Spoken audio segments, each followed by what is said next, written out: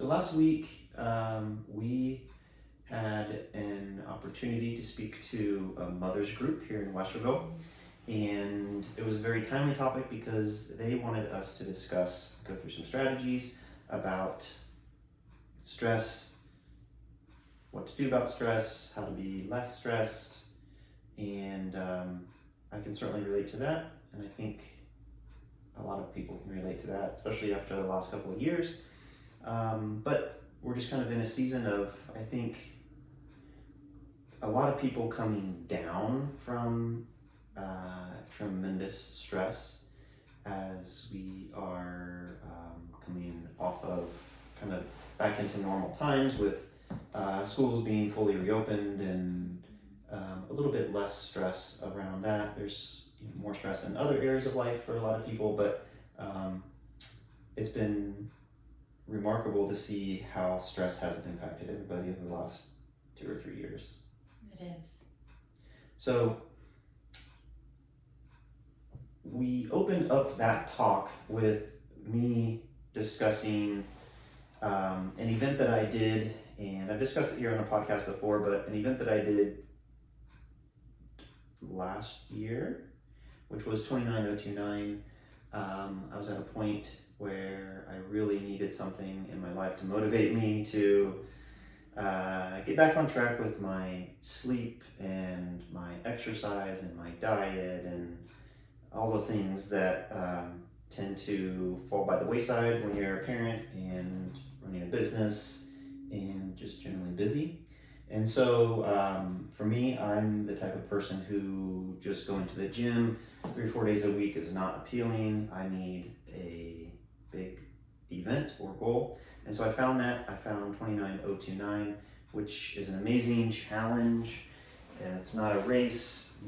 I was hiking up a mountain in Utah for 13 times over the course of 36 hours. And so over the course of what's supposed to be a year ended up being 2 years. I had a metaphorical mountain right in front of me, and then I had a literal mountain right in front of me to climb up. And so part of that journey for me was figuring out I wanted to train smarter and not harder. And so figuring out my rest and recovery became really important. Also what became really important was training the right way, because I wanted to not get up the mountain and I wanted to really complete the challenge. And so thanks to a lot of their guidance and some other things I had researched getting into it, heart rate became very important to me. Training at, ironically, a lower heart rate so that I could go for longer without feeling the effects of that. So heart rate became really important. And so part of managing heart rate is breathwork. And so we could go a lot of different directions with this, but one of the fastest, easiest, most effective ways that I have found to help manage stress has been breathing, which is something that is so simple, yet very, very underutilized.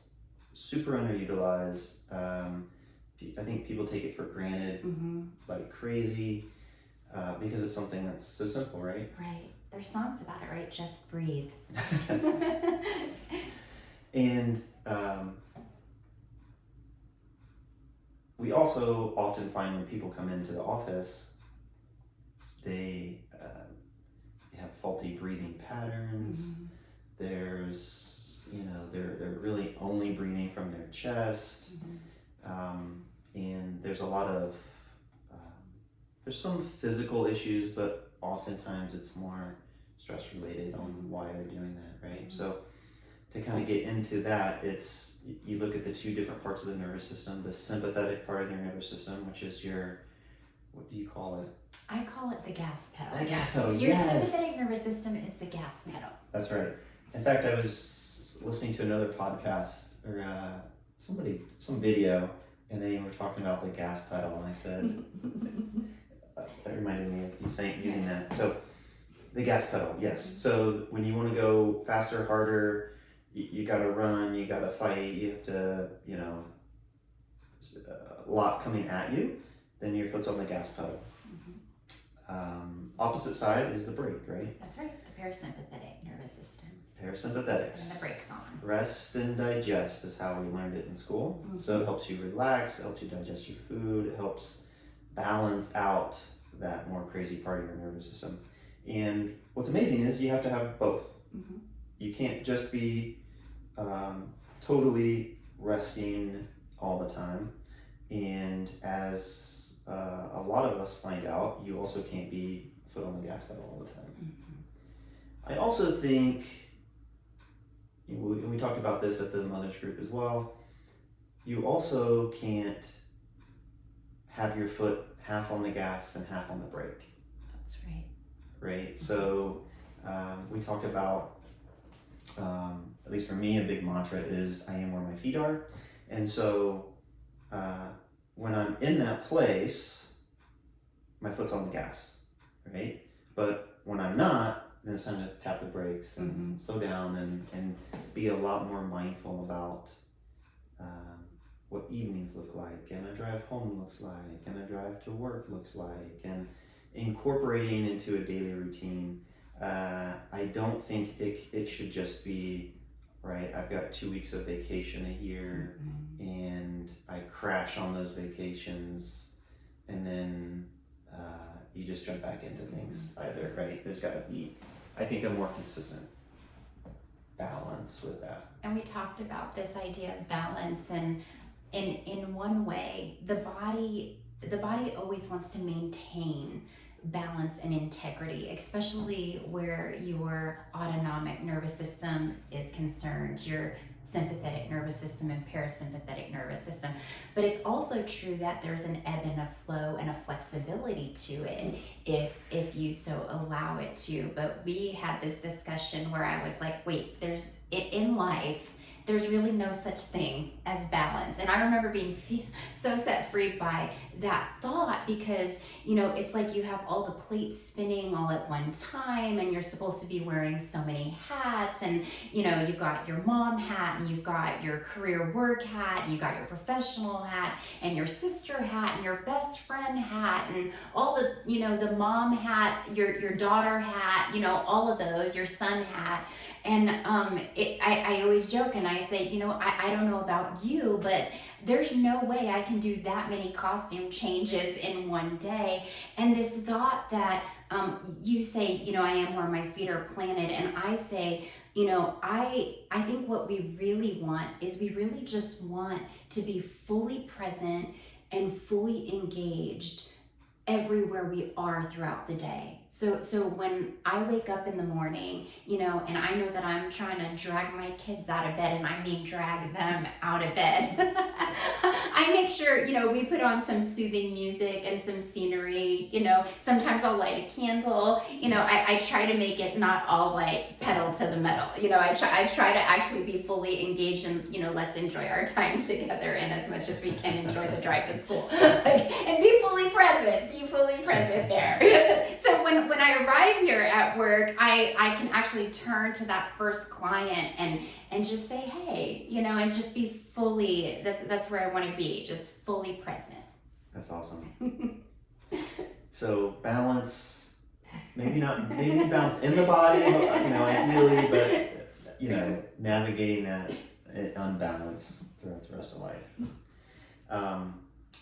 So when we look at those two parts of the nervous system, there's a million ways to try to create more balance in those, right? We've been discussing a lot of them more lately, right? Chiropractic, the right nutrients, the right sleep, cold exposure, infrared saunas, red light, sleep, right? There's at least 10 things right there that all, to some degree, help to improve that balance.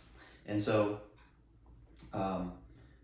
that's what got me, as I was going through my event, I was very interested in is there a way to measure that balance? And it turns out there is.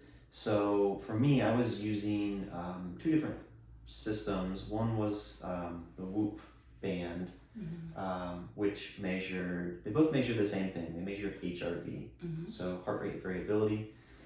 For those, it's becoming a lot more popular term, but I was surprised at how many people at our talk didn't know what heart rate variability was. Heart rate is how many beats per minute my heart is beating. When I'm exercising, that's going to go up.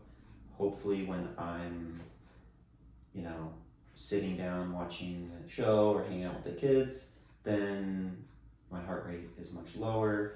But in general, heart rate is how many beats per minute your heart's beating. Heart rate variability is each of those beats, there's a certain time interval between those beats. And normally, and I did too, people think the more consistent those beats are, the more healthy the system is, but it's actually the opposite. So the greater the distance, the greater the time differences between beats. So some beats will be really close, some beats will be really, a little further apart. The greater those distances from beat to beat, or the more those distances change, I should say, the higher the heart rate variability, and the more healthy and balanced the nervous system is. And there's a ton of research and evidence that shows that the higher the HRV, the in general more healthy and more balanced, and you talk about longevity. People have much more longevity with a higher heart rate variability, which who doesn't want that? Right. And so it's amazing that there's a way to measure that. I wasn't a huge fan of the Whoop band. I don't feel like it was very accurate. I experimented with a handful of different ways to kind of look at this as I was going through that event. I'd be interested in, I don't know if they have a ring now. I don't think they do. I think it's the sleep people have a ring. But a lot more companies and tech companies are getting into measuring HRV because of this, right? It's an overall indication of overall health. People want to be more healthy, and so there's a way to easily incorporate and measure that into your life, then why not do that? The problem is that I noticed, so a little tangent here, with the Whoop or any of these things, there's not a way to know what is the stress, and there's not a great way to know in real time how something you're doing is impacting that. However, that's where breathing came in for me, because I could put a chest strap on, I could do a 20-minute breath session, and I could say my heart rate variability started here and it ended here, and that's an increase. You can also track that over time. So I loved Breathwork as an indication of how I was doing with this, and I used a strap to monitor that. And now that I've done it on a consistent basis,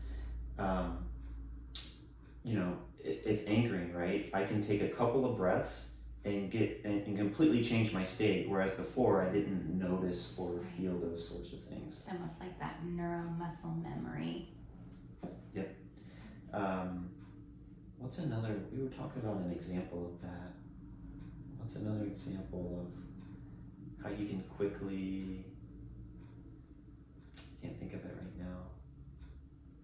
But it was another example of basically how you're building a muscle, and once you are able to trigger that, it takes less repetitions to get the same physiological response to that. We see the opposite, right?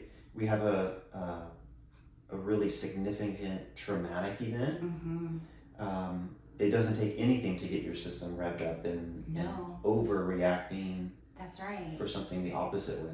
As a matter of fact, there's a lot of biology behind that too. So you have these two little glands that sit above your kidneys, and those guys are called your adrenal glands. And those adrenal glands are responsible for emitting those fight, flight, freeze, and fawn hormones. So when we go through something that's jolting, or it's traumatic, or you're even revisiting trauma from the past, your body's memory is, like as in post-traumatic stress disorder, is to release those hormones right away because the body is actually getting you ready and trying to keep you safe. So it's going to emit all this cortisol and adrenaline and norepinephrine and epinephrine, and that's going to raise your heart rate. And it's like it's a stimulant to the body. It's complete overdrive.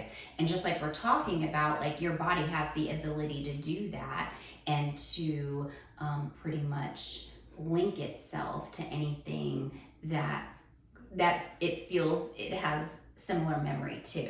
So it's really interesting. And in the same way, these last 3-4 years that we're all coming down from, the body has been groomed and conditioned to upregulate all those hormones. So this whole reconditioning with this breath work is so important to bring these hormones back in balance, because there's a lot of, there's a lot of physiology behind, what happens. You were talking about heart rate. You're right away, the sweating and the increase in heart rate, when those hormones are upregulated and free floating in the bloodstream for way too long, you've got higher temperatures, you got higher heart rate, you got all that. So actually just spending some time to retrain your body to know, we're safe, and then to actually put those safety mechanisms in place to actually regroom and retrain. Well, and I just brought up another topic that we're kind of discussing also, which is just body awareness. Oh, wow. This is huge because you took us through some guided imagery. We went through some guided imagery here at the office a couple weeks ago, and I was so aware at that time when you took us through it, how I was not tuning in. I didn't realize what parts of my body were carrying stress, or where I felt heavy, or where we were supposed to feel lighter. I was like, I have way too much tension in my jaw right now. I can't even get the right side of my arm or my shoulders to relax in this moment, So it's this body awareness. Yeah, it's huge. I don't know how much you've seen of it on the nutrition side, but chiropractic side of things, I'm still amazed at people will come in, well, not amazed, but a lot of people will come in and, how are you feeling? How are things going? Oh, I'm feeling pretty good. And then I'll start poking around and it's like, whoa, I had no idea that was actually bothering me. I think a couple things are happening at that point. I think some of the problem is the issues have been such a chronic issue, the brain just shuts that pain down because it's been there for so long. But I think the other part of it is we are so foot to the gas that we're not taking time to feel what our body is. Right. We're so unaware of the pain that we're accommodating. Yep. And we have that conversation too. You're going to be amazed at how good you can feel because you've just gotten used to feeling really bad. That's right. And so as we look at, again, ways to kind of balance out that nervous system, we were just kind of talking about breath work and measuring HRV. And for me, I used a chest strap as I was going through some of these sessions. Other times I didn't. But that enabled me to breathe at a certain frequency and pattern. So there's a lot of information out there on different breathing techniques and patterns, and there's things called box breathing where you're holding and breathing out at the same intervals and frequencies. There's a million different ways of looking at these breathing. Wim Hof, we did, as an office, we did some Wim Hof breathing classes and exercises. That was really fun and interesting, really trippy, right? People seeing colors and like doing more push-ups because they did breath work. It was amazing. So really cool stuff. For me, I found a book called Heart, Breath, Mind, which really spoke to a lot of these different levels, understanding where your body's at. It's also individualized. So instead of just saying, hey, this is what you should do, it takes you through testing yourself, using that heart rate monitor to see which of several breathing patterns resonated the most with you. for me it was 4-6, and in general they say that's kind of the most common, but people can, everyone's different. So for me, what that looked like was breathing into a count of 4 through my nose, breathing out to a count of 6 through my mouth, and no real like holding at the end or beginning of that. So the apps helped me just be able to focus on doing that without having to count, right? And so I could just actually relax and actually breathe and actually try to feel what my body was feeling. And there's some other things, imagery based or word based that you can use as you're doing that. But that was really helpful using the apps just from a cadence perspective, not even if I was measuring it. And there's all kinds of different tools out there to help you do that. But just having this little voice saying, breathe in, breathe out, right? At the right frequencies. So I would encourage, so what I encouraged all the mothers to do, because it's very easy to incorporate breath work into your day, is you don't have to sit down and do 15 or 20 minutes at a time. I think you're going to get better results if you do that. But I think also just starting with being mindful of it, and even if that's 5 minutes on the way home from dropping the kids off at school before all your other kids need something, then I think there's a lot to that as well. I think driving, that's a very easy way. You're zoned out when you're driving anyways, you might as well be breathing. That's like net time, no extra time. Find those times. Yeah. Right? For me, also like walking the dogs, as much as I hate to do it, it's like I might as well do something beneficial for myself besides walking. But the dogs drive me crazy, but that's a way to kind of calm that down. Right.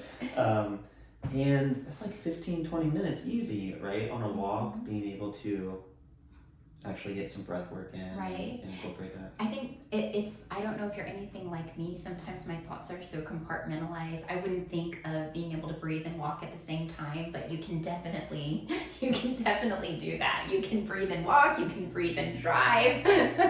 You can do those things. If you can't, you really need to take a step back and analyze. I think when we think of breathing, we're thinking of crossing our legs and closing our eyes, but really you can just, right, but if you're driving, don't close your eyes, right, so. Disclaimer. We're not encouraging driving and closing your eyes.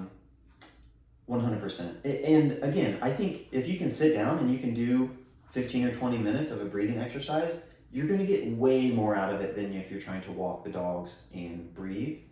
But I think either way, there's healthy benefits, and you're going to notice an improvement and change. Right. Something else to look at while you're working on some of these breathing exercises is, the depth that you're breathing, because signaling different parts of your lungs will actually also help to balance out your nervous system, right? We talked about just being a chest breather. Right. It's not going to help you much if you're doing these breathing exercises, but you're not getting like a full belly breath. Exactly. Really feeling the rib cage expand and that diaphragm. The diaphragm. Yes. And just making sure. So how would you get that deep breath if you're gonna coach somebody into that breathing? How would you get them to actually breathe into their belly?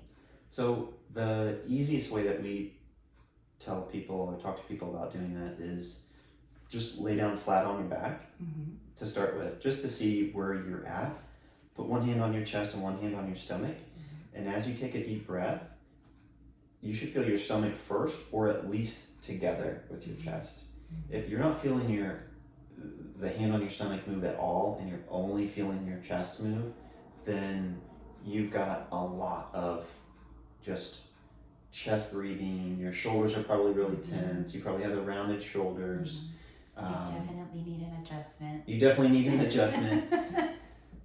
And And that's true. So many people are so hunched over and Yes. stressed out, and their shoulders rounded forward. How many years of working from home now that we're dialed into Zoom, and this is just our new position. Hunched over a computer.